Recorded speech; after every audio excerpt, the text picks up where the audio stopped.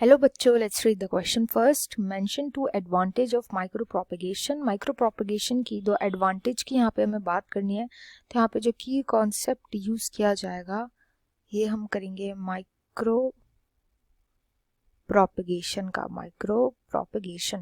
माइक्रोप्रोपेगेशन क्या होते हैं? प्रोपेगेशन का मतलब होता है हमेशा मल्टीप्लाई करवाना और कुछ ग्रो करना, प्रोपेगेट करना.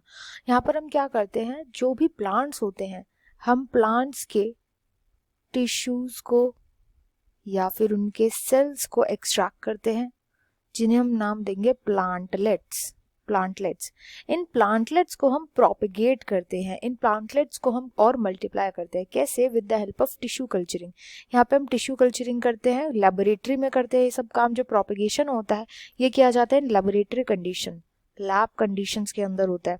इन कंडीशंस के अंदर हम इन प्लांट्स को उगाते हैं कल्चर मीडिया में उगाने के बाद जब ये एक अप्रोप्रिएट स्टेज पे पहुंच जाते हैं तो इन्हें वापस सॉइल पे शिफ्ट कर दिया जाता है जहाँ पर ये अच्छे से ग्रो कर पाते हैं.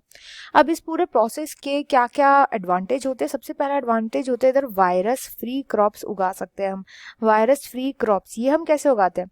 वायरस फ्री क्रॉप, जैसे सपोज कोई प्लांट है उसके अंदर वो वायरस से इन्फेक्टेड है, वायरस का इन्फेक्शन है. अब वायरस का जब भी इन्फेक्शन होता है तो वो कभी भी टिप्स पर, शूट या रूट की जो टिप्स होती है वो कभी भी वहां पर फैल नहीं पाता. शूट या फिर रूट की जो टिप्स होती है वहां पर नहीं फैल पाता. इसका ये रीजन होता है कि वहां पर एक्टिवली डिवाइडिंग मेरिस्टेमेटिक सेल्स यहाँ पे प्रेजेंट होती है. मेरिस्टेमेटिक सेल्स के बीच में क्योंकि कनेक्शंस प्रेजेंट नहीं होते इसलिए कभी भी वायरस से इन्फेक्टेड नहीं होती. इन्हीं सेल्स को एक्सट्रैक्ट करके इन्हीं के थ्रू इनका प्रोपेगेशन किया जाता है जिससे न्यू प्लांट्स बन सकते हैं. इन्हीं से न्यू प्लांट्स बनाए जाते हैं, प्लांट्स का प्रोपेगेशन होता है. एक तो ये इसका एडवांटेज हो गया. दूसरा इसका मेन एडवांटेज ये होता है कि हम प्लांट्स को किसी भी सीजन में ग्रो कर सकते हैं. कोई भी सीजन जो होता है उसमें ग्रो कर सकते हैं. तो प्लांट के लिए जो सीजन होता है वो मैटर नहीं करता.